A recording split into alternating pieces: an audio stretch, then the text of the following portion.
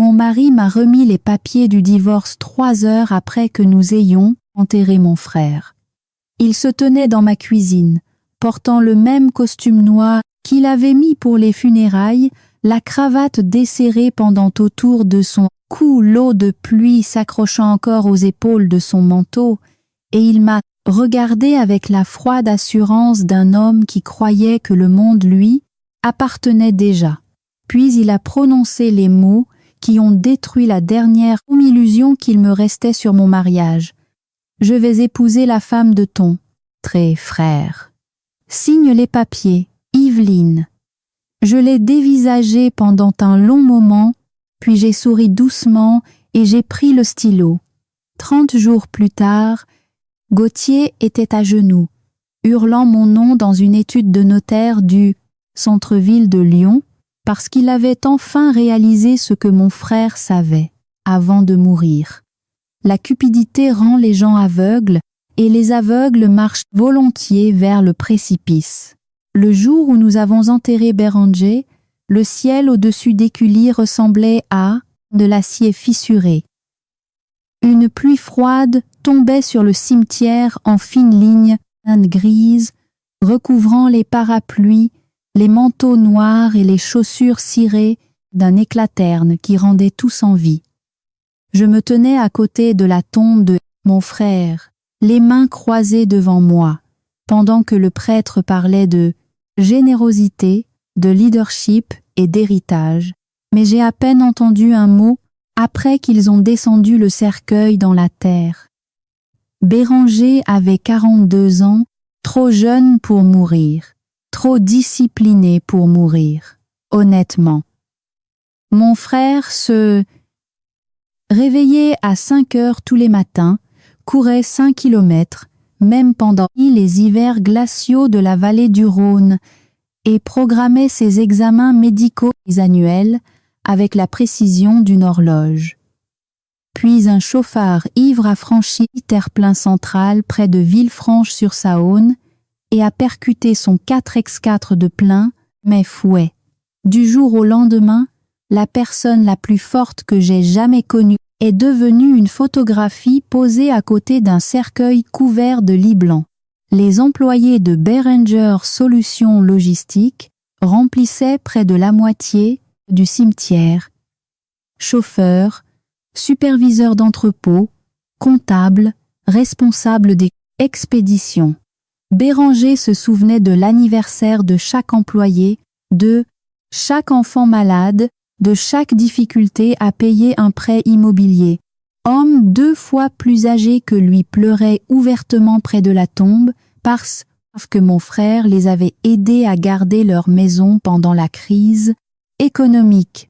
Gauthier s'est tenu à mes côtés pendant le service, une main posée légèrement dans mon dos, jouant le deuil de la même manière que certains prient en public, soigneusement, visiblement, sans aucune sincérité. En y repensant aujourd'hui, je me rends compte qu'il n'a pas pressé mon épaule une seule fois, qu'il ne m'a jamais demandé si j'allais bien. Ses yeux erraient constamment vers Ophélia. Ophélia, la veuve de Béranger, grande, élégante, brune, portant des lunettes de soleil oversize malgré la pluie. Elle tenait un mouchoir blanc sous son nez et a pleuré silencieusement pendant la majeure partie du service, bien que quelque chose dans sa tristesse m'ait semblé distant, presque répété, comme quelqu'un essayant d'imiter une émotion après l'avoir vue dans un film. À l'époque, je me détestais d'avoir de telles pensées. Le deuil vous rend méfiant envers tout le monde. Une fois la réception des funérailles terminée, les gens sont lentement retournés à leur vie. Les voitures ont disparu du parking de l'église une par une, tandis que le soir s'installait sur la banlieue lyonnaise. Gauthier nous a ramenés à la maison en silence, une main sur le volant, l'autre faisant défiler l'écran de son téléphone chaque fois que nous nous arrêtions à un feu rouge. Je regardais la pluie glisser sur la vitre passager et je repensais à Béranger m'apprenant à faire du vélo quand j'avais 7 ans. Il courait derrière moi dans la rue de notre ancien quartier, criant des encouragements pendant que je hurlais de terreur. Même après que j'ai foncé dans une boîte aux lettres, il avait ri, m'avait relevé, avait épousseté la terre de mes genoux et m'avait dit quelque chose que je n'ai jamais oublié. La peur passe plus vite que les regrets, Ivy. Il était la seule personne qui m'appelait encore Ivy. Quand nous nous sommes garés dans notre allée, Gauthier est sorti sans m'attendre. J'ai remarqué à quelle vitesse il marchait vers la maison.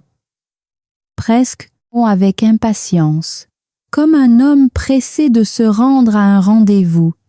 Au moment où nous sommes entrés dans la cuisine, il a desserré sa cravate et a jeté une épaisse enveloppe sur le plan de travail en granit. « Tu devrais lire ça ce soir, » dit-il d'un ton plat. J'ai fixé l'enveloppe. Qu'est-ce que c'est? Les papiers du divorce. Pendant une seconde, la pièce a perdu tout son son. Le bourdonnement du réfrigérateur a disparu. La pluie contre les fenêtres s'est évanouie. Même ma respiration a semblé s'arrêter. J'ai levé les yeux lentement. Quoi? Gauthier a soupiré comme un homme d'affaires épuisé, forcé de répéter des instructions simples à une employée. Allez, Yveline, nous savons tous les deux que ce mariage ne fonctionne plus depuis des années. Mon frère a été enterré aujourd'hui, je sais. La froideur de sa voix m'a effrayé plus que les mots eux-mêmes. Il s'est dirigé vers le meuble-bar, s'est servi un cognac, puis s'est appuyé nonchalamment contre le comptoir. Honnêtement, c'est probablement le meilleur moment pour le faire. Une rupture nette, un nouveau départ pour tout le monde. Je continuais de le fixer, attendant la chute de la blague, attendant de la culpabilité, de l'humanité, rien n'est venu. Puis il a prononcé la phrase qui m'a retourné l'estomac. Je vais être avec Ophélia. J'ai cligné des yeux une fois. La femme de Béranger, veuve, corrigea-t-il calmement. Maintenant, c'est une veuve. Je me souviens m'être agrippée au bord du comptoir parce que, soudainement, me sentais physiquement instable. Depuis combien de temps? Ai-je murmuré. Gauthier a pris une gorgée de cognac avant de répondre. Un certain temps, ai-je répété d'une voix creuse. Nous n'avions pas prévu que tout cela arrive, Yveline. Ce mensonge m'a presque fait rire. Il y a des intonations que les gens utilisent lorsqu'ils répètent des excuses à l'avance, et Gauthier avait clairement pratiqué cette conversation dans sa tête à maintes reprises. Tu as toujours été tellement dépendante émotionnellement, a-t-il continué. Ophélia comprend l'ambition. Elle comprend ce que je veux dans la vie. J'ai regardé l'homme avec qui j'avais passé 11 ans marié et j'ai réalisé que je ne l'avais jamais vraiment connu. Gauthier venait de rien. Prêt, étudiant, emploi instable, rebondissant d'un appartement à l'autre tout au long de sa vingtaine. Béranger lui avait donné un poste chez Béranger Solutions Logistique quand nous nous sommes mariés, l'avait formé personnellement, l'avait promu 2 fois, lui avait confié des clients valant des millions. Et maintenant, 3 heures après que nous ayons enterré mon frère, Gauthier buvait du cognac dans ma cuisine, tout en parlant de me remplacer par la femme de mon frère mort. « Tu es incroyable », ai-je murmuré. « Non », dit-il doucement. « Je suis honnête. » Puis, il a porté le coup de grâce avec une cruauté stupéfiante. « Tu n'as jamais été faite pour la vie que je veux. Pas de colère, pas de cris, juste un calcul froid. Je m'attendais à pleurer, peut être à crier, peut être à jeter le verre posé près de l'évier directement près son visage. Au lieu de cela, quelque chose en moi est devenu étrangement calme parce que, soudainement, je me suis souvenu d'un message vocal que Béranger m'avait laissé 2 nuits avant sa mort. Je ne l'avais pas encore écouté. Mon frère appelait rarement sans envoyer de message d'abord. La notification du message vocal était toujours là, non ouverte sur mon téléphone. Gauthier a fait glisser les papiers plus près de moi. Signe-les simplement. Nous pouvons éviter de faire traîner ça en longueur. J'ai regardé les documents. Divorce, par consentement mutuel, clause de renonciation, séparation des biens, rapide, efficace, préparé à l'avance, ce qui signifiait qu'il avait planifié cela avant la mort de Béranger. Cette réalisation s'est installée en moi lentement, comme de l'eau glacée remplissant mes poumons. Gauthier m'observait attentivement, s'attendant probablement à une crise d'hystérie. Au lieu de cela, j'ai pris le stylo. Ses sourcils se sont légèrement haussés. « Sérieusement » a-t-il demandé. J'ai souri faiblement. « D'accord » puis j'ai signé mon nom. Pour la première fois de la soirée, Gauthier a eu l'air surpris. « Tu prends ça ?» Mieux que je ne l'espérais. J'ai repoussé les papiers vers lui. « Tu as l'air pressé de partir. » Il a haussé légèrement les épaules. Plus la peine de faire semblant. Pas de culpabilité, pas de honte. Il avait l'air réellement soulagé. Gauthier a attrapé l'enveloppe, a fini son cognac et est monté à l'étage faire, une valise pendant que je restais debout, seul dans la cuisine, écoutant les tiroirs s'ouvrir et se fermer au-dessus de ma tête. 40 minutes plus tard, il est descendu avec ses bagages. À la porte d'entrée, il s'est arrêté. « Tu t'en remettras avec le temps » a-t-il dit. Cela ressemblait moins à du réconfort qu'à une fin de non-recevoir. Puis il est parti. J'ai attendu que sa voiture disparaisse au bout de la rue avant de sortir mon téléphone de ma poche. Mes mains tremblaient lorsque j'ai ouvert le message vocal de Béranger. Il y a eu un long silence avant que mon frère ne parle. Sa voix semblait fatiguée. « Ivy, si tu écoutes ça, c'est que quelque chose s'est probablement passé avant que j'ai eu la chance de t'expliquer les choses moi-même. J'ai cessé de respirer. » Puis Béranger a dit doucement « Ne fais confiance à personne avant que maître Thibaut de la Roche n'ait lu le testament. » Pendant les 3 jours qui ont suivi le départ de Gauthier, j'ai à peine dormi. Non pas parce qu'il me manquait, c'est la partie qui m'a le plus surprise. J'arrêtais pas d'attendre que le chagrin d'amour arrive de plein fouet, que la dévastation de perdre mon mari finisse par m'écraser sous son poids. Mais au milieu de cela, j'ai ressenti quelque chose de plus froid, de plus lourd, de plus compliqué. C'était le sentiment que les gens éprouvent lorsqu'ils survivent à un accident de voiture et qu'ils repassent soudainement en boucle chaque panneau et d'avertissements ignorés au cours des 10 derniers kilomètres de route. Parce qu'une fois le choc dissipé, la mémoire est devenue impitoyable.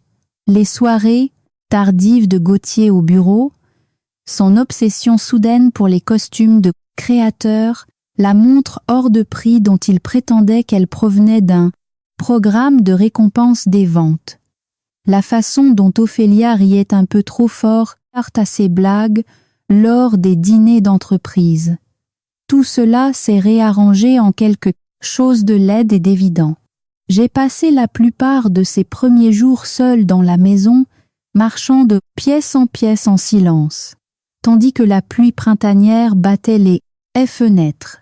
Des amis appelaient constamment pour offrir leurs condoléances, pour Béranger, s'inquiéter du divorce, apporter des plats que je ne touchais jamais, mais j'ignorais presque tout le monde à l'exception de ma mère. Même là, je ne lui ai pas dit la vérité. À 70 ans, après avoir perdu son fils, elle ne méritait pas une autre blessure. Pendant ce temps, Gauthier et Ophélia ne cachaient plus rien, pas même un peu. Une photo est apparue sur Facebook 4 jours après les dites funérailles. Ophélia était assise à côté de Gauthier à la mer Brasier, un grand restaurant du centre, tenant un verre de vin pendant qu'il souriait à l'appareil. Photo. Un bras autour de sa taille. Quelqu'un avait identifié le lieu. Quelqu'un d'autre avait commenté « Magnifique couple. Magnifique. » J'ai fixé ce mot pendant très longtemps. Béranger était mort depuis moins d'une semaine. Le week-end suivant, il publiait des photos du lac d'Annecy. Promenade en bateau, cocktail hors de prix, sourire sous des couvertures à côté de Brasero et d'extérieur. Gauthier portait le manteau en cachemire bleu marine de Bérengère. Sur l'une des photos, le manteau que mon frère avait acheté à Milan lors d'un voyage d'affaires 3 ans plus tôt. Cela m'a presque brisé, non pas parce que Gauthier avait l'air heureux, mais parce que Bérengère lui avait fait une confiance absolue. Il y a quelque chose de particulièrement horrifiant dans la trahison après la mort. Les morts ne peuvent pas se défendre, ne peuvent corriger leurs erreurs, ne peuvent pas retirer leur amour aux personnes qui le méritent plus. Les morts restent loyaux pour toujours. Les vivants, non. Le 7e matin après les funérailles, j'ai conduit jusqu'à Béranger Solutions, logistique pour la première fois depuis la mort de Bérenger. Le siège social se trouvait juste à l'extérieur de Lyon, un bâtiment en verre de 6 étages que Béranger avait acheté après avoir étendu l'entreprise à l'échelle nationale. Il avait commencé avec 3 camions de livraison et un entrepôt loué à Vénissieux. 20 ans plus tard, l'entreprise gérait des contrats de fret dans 6 régions françaises. Je me suis garée dans le parking souterrain et je suis restée assise dans ma voiture pendant près de 10 minutes avant de me forcer à monter. Au moment où j'ai posé le pied à l'étage de la direction, les conversations se sont arrêtées. Pas de manière dramatique, juste assez pour que je le sente. Les gens m'ont regardé avec sympathie d'abord, puis avec un malaise, car les bureaux d'entreprise survivent grâce au ragot de la même manière que les petits villages vivent des discussions sur la météo. Tout le monde savait déjà que Gauthier avait emménagé avec Ophélia. Tout le monde, Solène, l'assistante de longue date de Bérengère, s'est précipitée vers moi, l'air furieuse pour moi. « Oh mon Dieu !» a-t-elle murmuré, en me serrant fort dans ses bras. « Yveline, je suis tellement désolée. » J'ai hoché faiblement la tête. « À quel point est-ce que c'est grave ici ?» Solène a jeté un coup d'œil vers les bureaux d'angle, avant de baisser encore la voix. Gauthier agit comme s'il était déjà le patron. Cela a resserré quelque chose dans ma poitrine. Qu'est-ce que ça veut dire? Il s'assoit dans le bureau de Bérengère tous les jours. Évidemment. Solène a hésité. Et Ophélia est venue ici, aussi. J'ai fermé les yeux brièvement. La cruauté de certaines personnes n'a pas de fond. Solène m'a guidée vers la salle de conférence et m'a tendu un café tout en me mettant doucement au courant. Gauthier avait commencé à s'immiscer dans les réunions de direction, bien qu'il n'occupait techniquement qu'un poste de directeur commercial régional. Ophélia avait apparemment commencé à discuter d'idées de restructuration future avec le personnel supérieur, comme si elle se préparait à prendre la direction générale. Ils allaient vite, trop vite, presque comme des gens terrifiés à l'idée de perdre leur élan. Cette pensée m'est restée en tête. Quand je suis finalement entrée dans le bureau de Bérengère, j'ai failli faire demi-tour immédiatement. Tout sentait encore son odeur. L'eau de Cologne, au bois de cèdre, le papier, le café, l'air froid de Lyon s'infiltrant par les tores entr'ouverts. Son diplôme encadré de l'EM Lyon était accroché à côté de photographies d'événements caritatifs de l'entreprise et son bureau restait parfaitement organisé, car Bérengère pensait que le désordre reflétait une faiblesse de la pensée. Mais une chose avait changé. Gauthier était assis derrière le bureau de mon frère, dans le fauteuil de mon frère portant le manteau de mon frère. Cette vision m'a physiquement tordu l'estomac. Gauthier a levé les yeux d'un tableur et a souri nonchalamment, comme si rien, tout cela n'était insensé. « Yveline, dit-il doucement, tu aurais dû appeler avant de venir. » Je l'ai dévisagé avec incrédulité. « Qu'est-ce que tu fais ici? À travailler ?» C'était le bureau de Béranger. Quelqu'un doit prendre le relais. L'arrogance de cette phrase m'a stupéfaite. Gauthier s'est penché aux arrières confortablement. Honnêtement, l'entreprise a besoin de stabilité en ce moment. Les employés sont nerveux. Tu es un cadre commercial, pas un PDG. Les titres changent. J'ai regardé lentement autour de moi, remarquant plusieurs dossiers empilés à côté de lui. Rapports financiers, documents, d'investissement, propositions d'acquisition.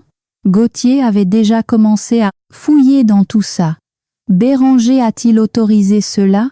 Ai-je demandé, ou doucement? Gauthier a eu un petit sourire en coin. Béranger n'est plus là, Yveline. La façon dont il l'a dit, froide, pratique, presque impatiente, fait basculer quelque chose de façon permanente en moi. J'ai soudainement compris le message vocal de mon frère différemment. Ne fais confiance à personne avant que maître Thibaut de la Roche n'ait lu le testament. Pas si, pas. Fais attention. Ne fais confiance à personne. Gauthier s'est levé et a contourné lentement le bureau. Écoute, tu devrais probablement te concentrer sur ta guérison en ce moment. Laisse les gens qui comprennent les affaires gérer l'entreprise. Cette condescendance m'aurait enragé quelques semaines plus tôt. Maintenant, elle ne faisait qu'aiguiser mon attention. Intéressant, ai-je dit doucement. Pourquoi te comportes-tu soudainement comme si cette entreprise t'appartenait? Son expression a vacillé brièvement, seulement une seconde, mais je l'ai vue. De la peur. Minuscule, cachée, disparue immédiatement après. Gauthier a croisé les bras. Ophélia a hérité de la succession de Bérenger. C'était là la supposition derrière tout le reste. Il pensait que Ophélia contrôlait la fortune de Bérenger. Et, à travers Ophélia, il pensait la contrôler lui aussi. J'ai hoché la tête lentement, comme si j'envisageais sérieusement l'idée. Puis, j'ai posé la question qui a complètement changé l'atmosphère. Est-ce que Bérengère savait pour vous deux avant de mourir? La mâchoire de Gauthier s'est contractée instantanément. Ce n'est pas pertinent. Ce n'était pas ma question. Le silence s'est étiré entre nous. Puis, Gauthier a détourné le regard en premier. Intéressant encore une fois. Avant que l'un de nous ne parle davantage, quelqu'un a frappé légèrement à la porte du bureau. Maître Thibaut de la Roche est entré. Grand, les cheveux argentés, impeccablement habillé, le notaire de Béranger. Depuis près de 15 ans, Thibaut avait le comportement calme d'un homme qui avait passé sa vie autour de personnes riches se comportant mal. Ses yeux sont passés de moi Gauthier très prudemment.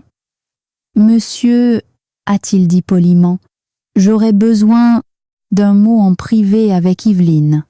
Gauthier a semblé agacé mais a forcé à sourire. Bien sûr. Alors qu'il passait devant Thibaut, j'ai remarqué un détail subtil. Thibaut ne lui a pas serré la main. La porte s'est refermée derrière Gauthier. Thibaut a attendu plusieurs secondes avant de parler. Vous m'avez écouté le message vocal? Oui. Il a hoché la tête une fois. Bien. Mon pouls s'est accéléré. Qu'est-ce qui se passe? Thibaut a sorti une épaisse enveloppe de sa mallette en cuir et l'a posée délicatement sur le bureau de Béranger. Votre frère a apporté plusieurs modifications peu de temps avant son décès, a-t-il dit avec précaution, et il m'a donné des instructions très précises de ne pas en discuter avant que 30 jours ne soient écoulés. Pourquoi 30 jours? Thibaut m'a observé pendant un long moment. Parce que, dit-il doucement, votre frère croyait que les gens révèlent leur véritable nature lorsqu'ils pensent avoir déjà gagné. Les 30 jours se sont écoulés lentement pour moi et de manière imprudente pour Gauthier. Cette différence comptait. La douleur a tendance à rendre les gens prudents plus silencieux, plus observateurs, plus patients. La cupidité fait le contraire. La cupidité rend les gens bruyants, négligents, trop confiants. À la 4e semaine après les funérailles de Béranger, Gauthier marchait pratiquement dans Lyon comme un homme déjà couronné roi, et Ophélia l'encourageait à chaque seconde. Ils organisaient des dîners dans la maison de Béranger. Je refusais toujours de la considérer comme la leur, et remplissais la salle à manger de gens qui avaient à peine assisté aux funérailles de mon frère. De jeunes investisseurs, des mondains superficiels, des courtiers, immobiliers, des hommes prétentieux qui utilisaient des mots comme levier et disruption, tout en buvant un whisky à 1200 € à côté de la cheminée où Béranger s'asseyait autrefois pour lire des biographies les soirs d'hiver. Solène me tenait informé, que je le demande ou non. Il redécore le bureau, m'a-t-elle dit un après-midi autour d'un café. Gauthier a enlevé les photos de famille de Béranger. Je l'ai dévisagé à travers la table du café. Quoi?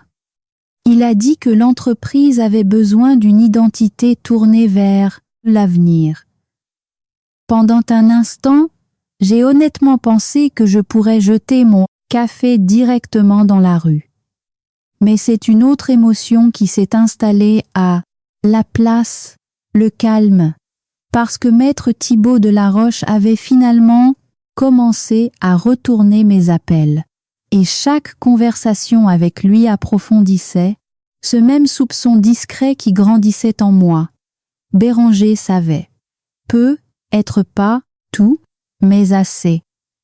Thibaut ne l'a jamais dit explicitement au téléphone. Les notaires comme Thibaut de la Roche survivaient parce qu'ils comprenaient la précision. Pourtant, chaque phrase soigneusement choisie pointait vers la même vérité. Béranger avait passé les derniers mois de sa vie à se préparer à quelque chose ou à me préparer.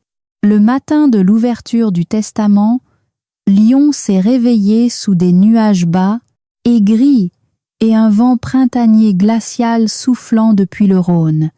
Je suis resté dans ma chambre pendant près de 20 minutes à essayer de décider quoi porter, ce qui me semblait ridicule, étant donné que ma vie entière s'était effondrée en l'espace d'un mois. Pourtant, les apparences comptaient ce jour-là, non pas parce que je voulais me venger, mais parce que j'avais soudainement compris que Béranger s'attendait à ce que je sois forte. J'ai donc choisi la simplicité. Un pantalon noir, un chemisier crème, un minimum de bijoux. Pas de représentation, pas de deuil visible, juste de la maîtrise de soi. Quand je suis arrivée à l'étude de la Roche, associée en plein centre de Lyon, des journalistes, étaient déjà rassemblés devant l'entrée du bâtiment. Apparemment, des rumeurs sur la succession de Béranger s'étaient répandues dans les milieux d'affaires locaux. Béranger Solutions Logistiques valait bien plus que la plupart des gens ne le réalisaient, et les hommes riches décédés attiraient la curiosité comme le sang attire les requins. Dans l'ascenseur, j'ai croisé mon reflet dans le miroir mural et je me suis à peine reconnue. 30 jours plus tôt, je serais entrée dans ce bureau terrifié. Maintenant, je me sentais étrangement stable. Quand j'ai atteint l'étage de la salle de conférence, Gauthier et Ophélia étaient déjà arrivés. Évidemment, Gauthier se tenait près des fenêtres, portant un costume anthracite que Berenguer l'avait aidé à acheter pour un gala de collecte de fonds d'entreprise. Ophélia était assise à côté de la table de conférence dans une robe noire cintrée, les jambes élégamment croisées, des boucles d'oreilles en diamant captant la lumière du plafond. Il ressemblait à un couple posant pour une publicité dans un magazine de luxe. Puis Gauthier m'a remarqué. Le sourire sur son visage portait un triomphe ouvert. « Eh bien, dit-il nonchalamment, tu es venu finalement. » J'ai ignoré le commentaire et j'ai pris place de l'autre côté de la pièce. Ophélia m'a étudié par-dessus ses mains jointes. « Comment tu tiens le coup, Yveline ?» La fausse inquiétude dans sa voix était presque impressionnante. Je l'ai regardé directement. Mieux que prévu. Gauthier a ri doucement. C'est bien. Guérir, c'est important. Guérir. L'homme qui couchait avec la veuve de mon frère mort me donnait des conseils émotionnels. J'aurais pu rire si la situation n'avait pas été aussi grotesque. Maître Thibaut de la Roche est entré précisément à 9 heures, portant plusieurs. Tout dossier. Son expression est restée illisible comme toujours, bien que j'ai remarqué qu'il m'a salué en premier. Yveline. Puis un bref hochement de tête vers Gauthier et Ophélia. Monsieur, madame. Ophélia s'est redressée immédiatement. Est-ce que cela va prendre longtemps? Thibaut s'est assis en bout de table. Cela dépendra entièrement de la façon dont tout le monde se comporte. Quelque chose dans son ton a fait légèrement pâlir le sourire de Gauthier. Bien. Thibaut a ouvert un dossier, ajustant lentement ses lunettes avant de parler. Béranger a modifié ses dispositions testamentaires 12 jours avant son décès. Ces amendements ont été attestés, notariés et vérifiés légalement selon la loi française. Gauthier s'est penché en arrière, confortablement. C'est logique. Béranger a toujours été organisé. Thibaut l'a ignoré. La succession comprend Béranger Solutions Logistiques, de multiples comptes d'investissement, des avoirs immobiliers en Auvergne-Rhône-Alpes et en Provence, des actifs de retraite et plusieurs fondations caritatives. La posture d'Ophélia s'est aiguisée de manière presque imperceptible. Puis, Thibaut a prononcé la phrase qui a tout changé. Selon les termes révisés du testament de Béranger, l'unique bénéficiaire majoritaire de la succession est Yveline. Silence. Un silence total. Gauthier a cligné des yeux une fois. Ophélia a froncé légèrement les sourcils comme si elle avait mal entendu. J'ai simplement fixé Thibaut. L'entreprise, a-t-il continué calmement, y compris toute l'autorité exécutive et les parts de propriété majoritaire, est transférée immédiatement à Madame Yveline. Gauthier a ri soudainement. Un son court, incrédule. D'accord, a-t-il dit. Très drôle. Thibault la regardait d'un air plat. « Monsieur, il n'y a rien de drôle dans le droit des successions. » Le visage d'Ophélia s'est vidé de ses couleurs en premier. « C'est impossible, » a-t-elle murmuré. Thibault a fait glisser des documents sur la table. « Vous pouvez examiner les dépôts modifiés vous-même. » Gauthier a attrapé les papiers, agressivement, parcourant les pages de plus en plus vite, tandis que la confusion se tordait en panique sur son visage. « Non, » marmonna-t-il. « Non, ça n'a aucun sens. C'est tout à fait logique, » a répondu Thibault. Gauthier a claqué les documents sur la table. Ophélia était sa femme. « Oui, » a dit calmement Thibault. Et Bérenger a généreusement pourvu à ses besoins au personnel grâce à une fiducie distincte. Cependant, le contrôle opérationnel de tous les actifs principaux appartient exclusivement à Yveline. Ophélia s'est tournée lentement vers Gauthier. J'ai observé le moment exact où la peur entrait sur leurs deux visages. Une vraie peur, pas de l'embarras, pas de la déception, de la peur, car soudainement leur avenir semblait très différent du fantasme qu'ils avaient construit ensemble. Gauthier s'est levé brusquement. Bérenger ne ferait jamais ça. Thibault a croisé les mains. En fait, il l'a fait. Puis Thibault a ouvert un autre dossier. Il y a aussi une déclaration enregistrée. Mon pouls s'est accéléré instantanément. L'expression de Gauthier s'est assombrie. Une déclaration enregistrée, Thibault a appuyé sur le bouton d'une petite télécommande. L'écran de télévision à l'autre bout de la salle de conférence s'est allumé en grésillant et soudain mon frère est apparu. Bérenger était assis derrière son bureau, portant un pull bleu marine, l'air épuisé mais concentré. L'horodatage de la vidéo indiquait qu'elle avait été enregistrée 4 jours avant sa mort. Pendant une seconde terrible, le deuil a chassé l'air de mes poumons, parce qu'il était là, vivant, respirant, regardant directement la caméra. Si vous regardez ceci, a dit calmement Bérengère, c'est que Thibault avait raison, et que les choses sont devenues moches après ma mort. Gauthier s'est lentement rassis. Bérenger a continué. J'ai passé des années à croire que la loyauté pouvait s'acheter par la générosité. J'avais tort. La pièce semblait gelée. Puis Bérenger a regardé directement la caméra avec une clarté dévastatrice. Gauthier, je sais que tu as volé l'entreprise. Gauthier a pâli instantanément. Et je sais pour Ophélia. Ophélia s'est couvert la bouche. J'ai fermé les yeux brièvement. Bérenger savait tout, chaque détail dégoûtant. Je suis resté silencieux, parce que j'avais besoin de preuves, a continué Bérenger, et parce que je voulais que ma sœur soit protégée avant que la vérité n'éclate. Gauthier a soudainement bondi de sa chaise. C'est. La voix de Thibault est devenue tranchante comme une lame. Asseyez-vous. Gauthier l'a ignoré complètement. Il a manipulé ça, criait Gauthier en me pointant du doigt. Yveline l'a manipulé. J'ai presque eu pitié de lui à ce moment-là. Presque.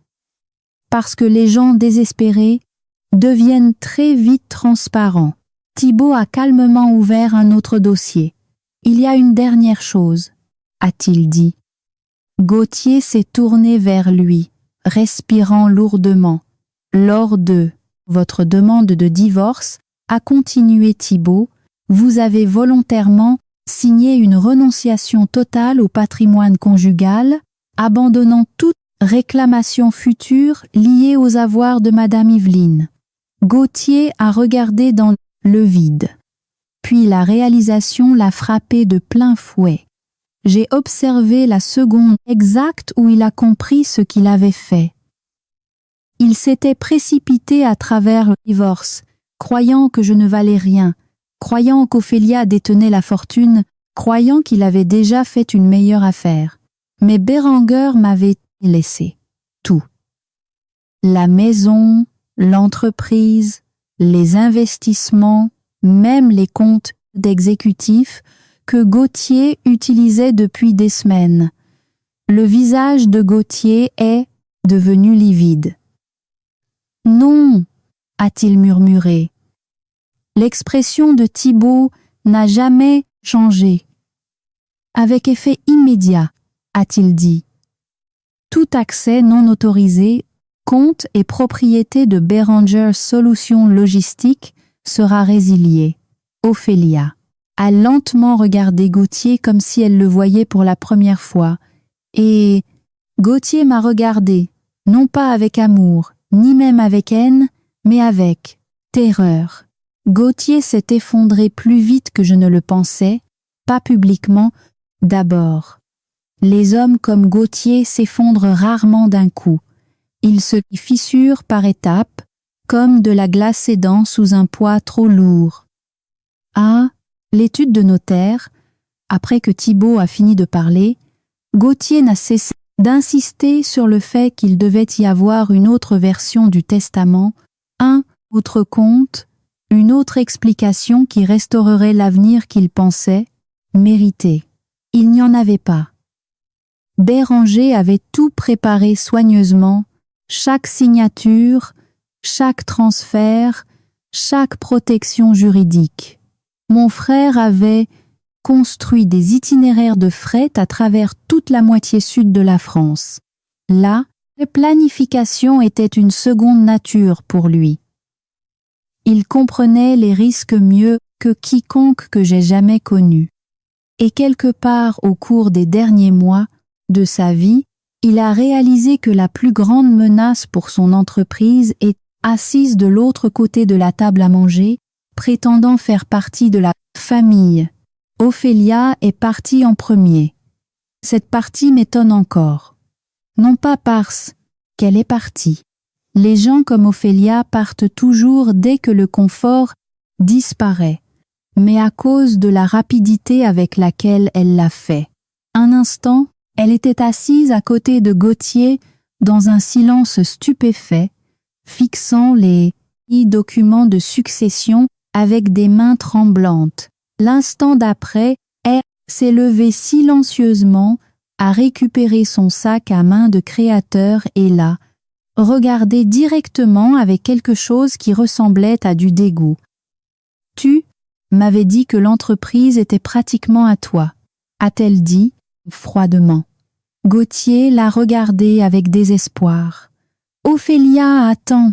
Non », a-t-elle claqué sèchement. « Tu as dit que Bérenger te faisait confiance. Il peut t'expliquer. » Mais elle reculait déjà.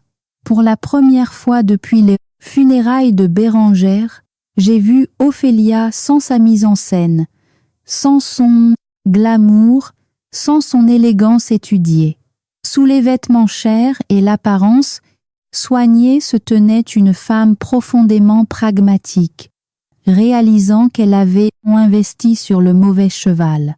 Puis elle m'a regardé sans s'excuser, sans gentillesse, calculant simplement si me parler présentait encore une utilité. Apparemment, ce n'était pas le cas. Elle est sortie sans un mot de plus. Gauthier l'a regardée s'éloigner comme un homme regardant le dernier canot de sauvetage quitter un navire en train de couler. Et d'une manière ou d'une autre, même alors, il ne comprenait toujours pas vraiment pourquoi sa vie s'effondrait.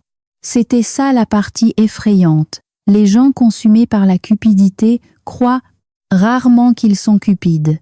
Ils se voient comme ambitieux, méritants, plus intelligents que tous les autres. Gauthier croyait sincèrement qu'il avait mérité le succès de Bérenger simplement parce qu'il se tenait assez près pour le toucher. Mais la proximité n'est pas la propriété.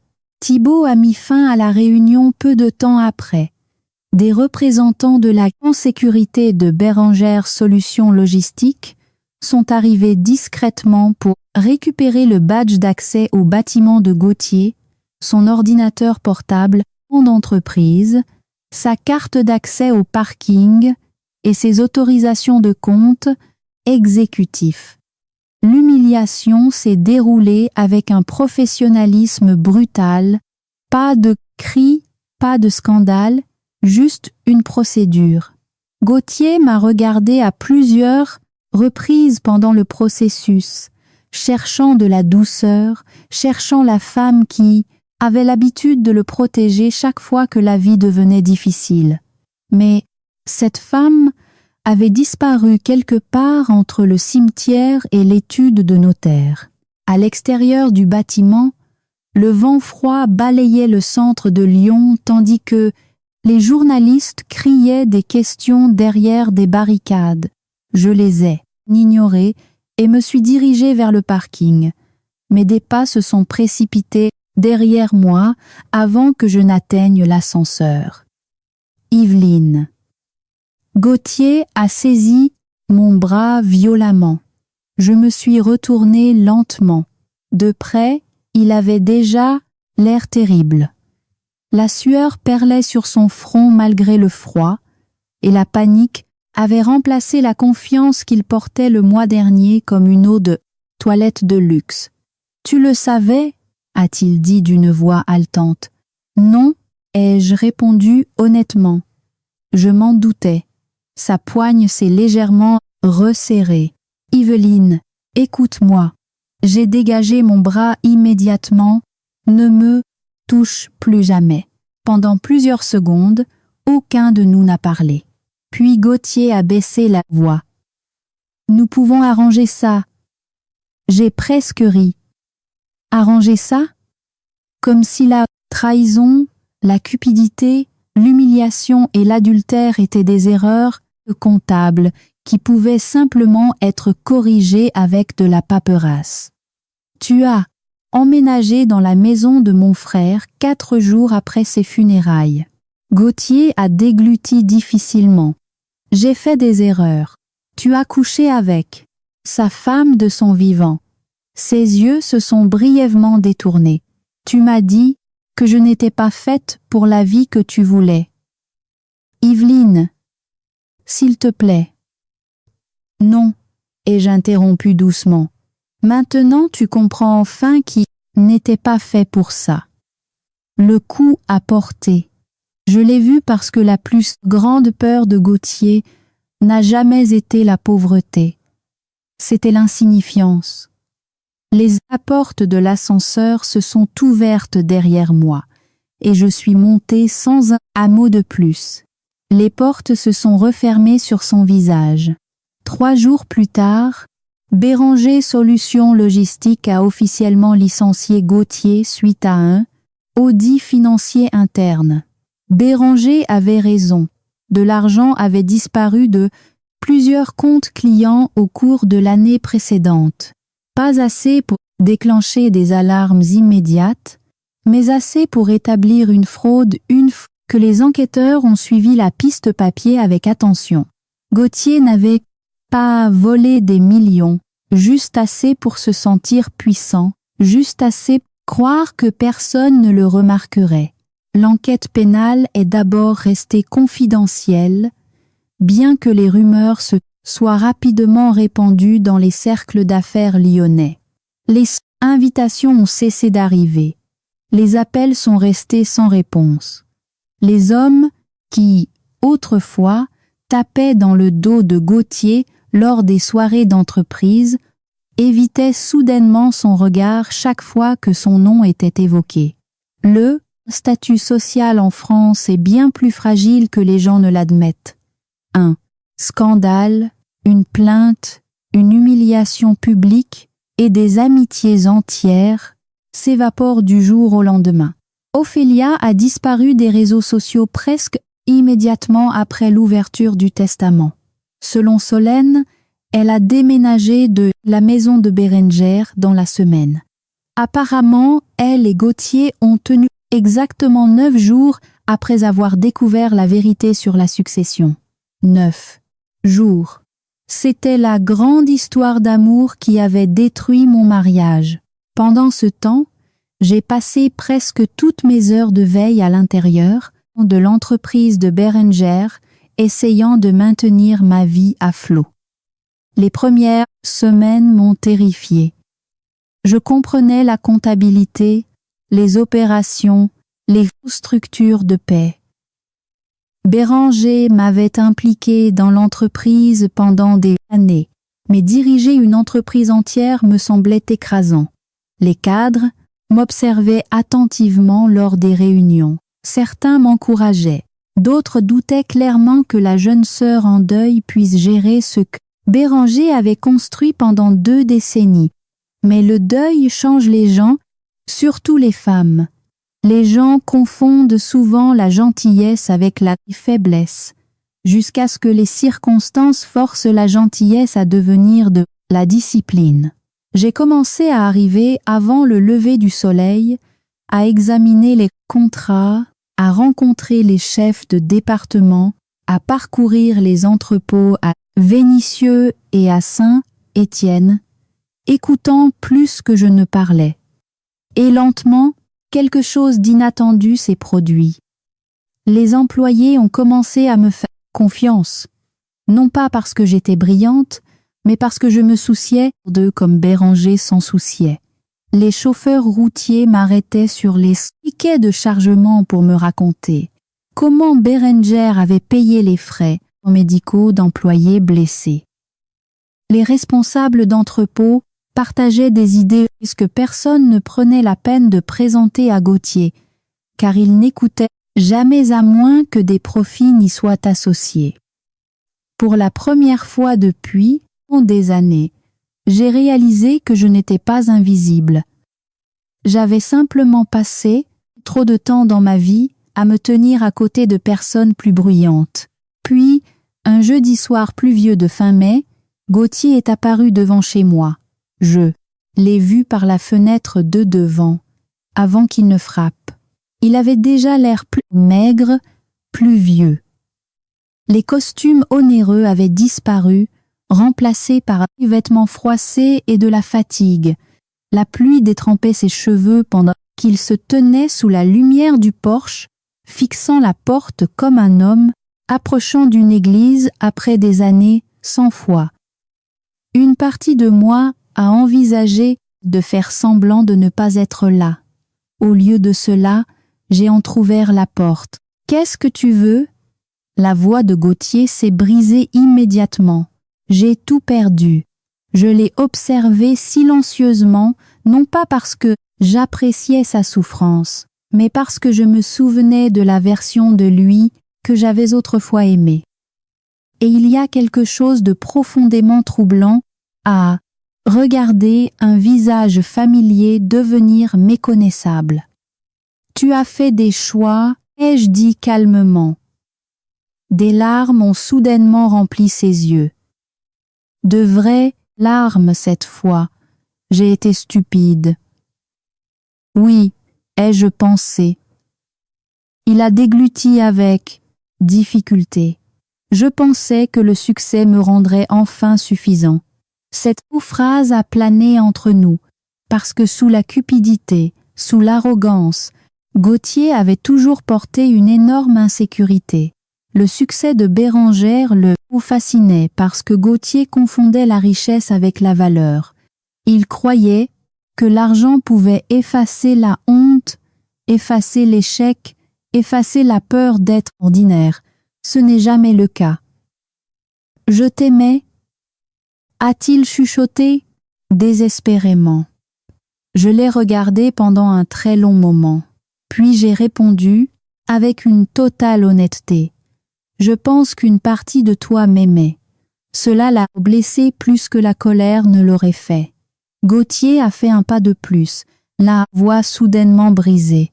« S'il te plaît, Yveline, s'il te plaît, donne-moi une autre chance. » Et là, sur le porche mouillé, sous la pluie froide, Gauthier s'est mis à genoux, pleurant, suppliant, détruit par la même cupidité qu'il avait autrefois prise pour de l'ambition. Mais le moment qui me restera à jamais n'était pas ses excuses, c'est ce qui s'est passé ensuite. Ses yeux ont glissé derrière moi dans le salon, atterrissant sur la photographie encadrée posée au-dessus de la cheminée.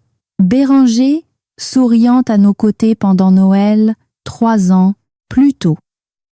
Gauthier a fixé cette image et a enfin compris tout le poids de ce qu'il avait trahi.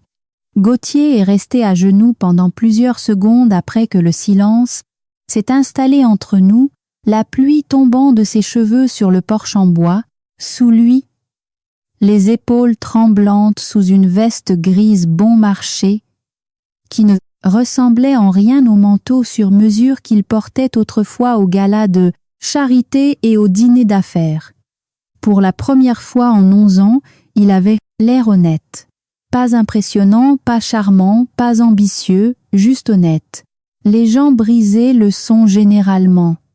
Je suis restée là, tenant la porte à moitié ouverte, pendant que le vent froid poussait l'air humide dans la maison et que, quelque part au loin, le tonnerre grondait doucement sur la banlieue. Gauthier s'est essuyé le visage avec des mains tremblantes, essayant de retrouver suffisamment de dignité pour continuer à parler, mais les mots semblaient coincés à l'intérieur de lui maintenant. Bien. Certaines vérités devraient faire mal en sortant. Yveline, a-t-il chuchoté de nouveau, la voix éraillée. Je sais que je ne mérite pas ton pardon. Non, ai-je dit, doucement. Tu ne le mérites pas. Il a baissé la tête immédiatement. Cette réponse l'a frappé plus fort que n'importe quel cri. L'espace d'un instant, j'ai presque eu pitié de lui à nouveau, et cela m'a effrayé plus que la colère. La compassion peut être dangereuse lorsqu'elle est dirigée vers des personnes qui confondent la miséricorde avec de la faiblesse. Je le comprenais maintenant d'une manière que je n'avais jamais comprise auparavant. Gauthier a levé les yeux lentement. Je ferai n'importe quoi pour réparer ça. Je l'ai étudié attentivement. Tu ne peux pas. Un autre silence douloureux s'en est suivi. Puis j'ai ouvert la porte un peu plus grand et lui ai tendu un parapluie appuyé près de l'entrée. Rentre chez toi, Gauthier. Son visage s'est complètement décomposé à ces mots, parce que je pense qu'il a enfin compris quelque chose de dévastateur à ce moment-là. Il n'en avait plus vraiment. La maison de Béranger appartenait désormais à la fondation de l'entreprise. Ophélia avait disparu de sa vie. La plupart de ses amis s'étaient évaporés au moment où son statut s'était effondré, et la carrière qu'il avait mis des années à construire était devenue radioactive du jour au lendemain. Personne dans l'industrie logistique en France ne voulait embaucher un homme sous le coup d'une enquête financière pour fraude. Gauthier a pris le parapluie lentement. « Je n'ai jamais voulu que tout ça arrive », a-t-il dit faiblement. J'ai failli répondre, immédiatement. Mais je me suis arrêtée, parce que cette phrase révélait tout. Les gens comme Gauthier ne croient jamais qu'ils sont les méchants. Ils pensent que le désastre arrive tout simplement comme si la trahison apparaissait par magie, sans les décisions qui y mènent, un choix égoïste à la fois. Alors, au lieu de discuter, j'ai dit la seule chose qui comptait. Tu as continué à choisir toi-même, plutôt que tous ceux qui t'aimaient. Ses yeux se sont à nouveau remplis de larmes, puis il s'est retourné et a marché sous la pluie. Je ne l'ai jamais revu après cette nuit-là, pas en personne. Des mois plus tard, Solène m'a dit que Gauthier avait déménagé dans la Creuse et avait pris un poste de commercial subalterne chez un petit fournisseur de camions. Sous un autre, non. L'enquête pénale s'est terminée par un accord de règlement plutôt que par une peine de prison, car Thibault a négocié les conditions de remboursement discrètement via l'avocat de Gauthier. Béranger aurait préféré cela. Mon frère croyait que les conséquences devaient enseigner quelque chose aux gens, pas simplement les détruire. Et curieusement, je pense que tout perdre a finalement forcé Gauthier à devenir le genre d'homme que l'adversité ne pouvait plus cacher. Quant à Ophélia, elle a vendu la plupart des bijoux que Béranger lui avait achetés et a déménagé sur la Côte d'Azur, à Cannes. De temps en temps, des connaissances communes mentionnaient l'avoir vue avec des hommes plus âgés et, fortunée dans des country clubs ou des événements caritatifs, toujours à la recherche d'une nouvelle vie dans laquelle s'installer. Certaines personnes passent toute leur existence à confondre le confort avec l'amour. C'était une punition suffisante. L'été est arrivé lentement en Rhône-Alpes cette année-là. L'entreprise a survécu, puis s'est stabilisée, puis a discrètement recommencé à croître. J'ai travaillé plus dur que jamais dans ma vie. Certains matins, j'arrivais avant que les lumières de l'entrepôt ne s'allument. Certains soirs, je restais si tard que les équipes de nettoyage commençaient à m'appeler par mon prénom. Au début, je fonctionnais entièrement à la peur. La peur de décevoir Béranger, la peur de décevoir les employés qui dépendaient de nous pour leur salaire, la peur que tout le monde croie secrètement que Gauthier avait eu raison à mon sujet depuis le début. Mais la peur change de forme lorsqu'elle est affrontée assez longtemps. Finalement, elle devient de la discipline, puis de la confiance. Je dirigeais des réunions de direction sans notes. En septembre, j'ai renégocié un contrat de frais qui a considérablement augmenté les revenus régionaux. Les chauffeurs qui me regardaient autrefois avec prudence ont commencé à me saluer de la même manière qu'ils saluaient Béranger. Avec chaleur, avec confiance, avec des histoires sur leur famille, leurs enfants et leurs prêts immobiliers. Un après-midi, un ancien dispatcheur, nommé Gervais, m'a arrêté près des quais de chargement à Vénissieux. « Vous savez quelle est la différence ?» m'a-t-il demandé. « La différence entre quoi ? Entre vous et Gauthier. » J'ai souri faiblement. J'ai presque peur de demander. Gervais haussait les épaules. Gauthier voulait que l'entreprise le rende important. Vous voulez que l'entreprise prenne soin des gens. Cela m'est resté, parce que Béranger avait compris quelque chose que Gauthier n'avait jamais saisi. Le leadership n'est pas la propriété. C'est la responsabilité. À la fin de cet automne, nous avons lancé la Fondation Béranger, un programme de bourse pour les enfants des employés de l'entreprise, poursuivant une formation en logistique ou des études universitaires. Thibault m'a aidé à structurer légalement l'association, tandis que j'examinais personnellement les candidatures chaque hiver. La première bénéficiaire de la bourse a été la fille d'un mécanicien de Saint, Étienne, qui voulait devenir ingénieur civil. Quand je l'ai appelée pour lui dire qu'elle bénéficierait d'une prise en charge totale de ses frais de scolarité, elle a pleuré si fort qu'elle pouvait à peine parler. Après avoir raccroché, je me suis assise seule dans mon bureau, regardant la ligne d'horizon de Lyon par les fenêtres. Et pour la première fois depuis la mort de Béranger, le deuil ne me semblait plus aigu.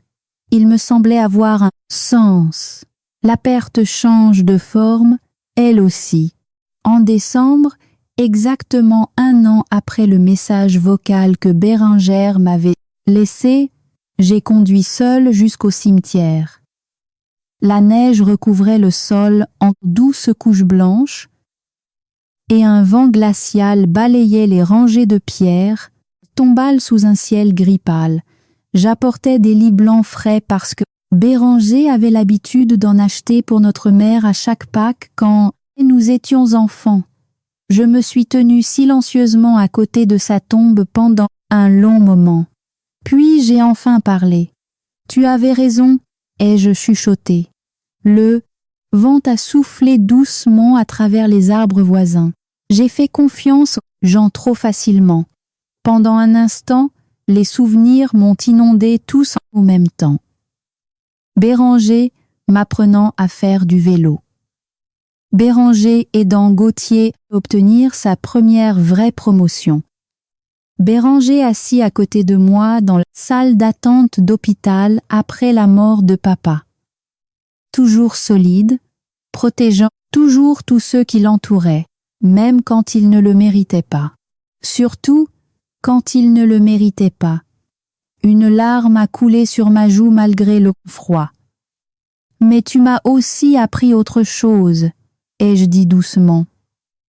Tu m'as appris que je n'ai besoin de personne d'autre pour sauver ma vie. Et c'était la vérité.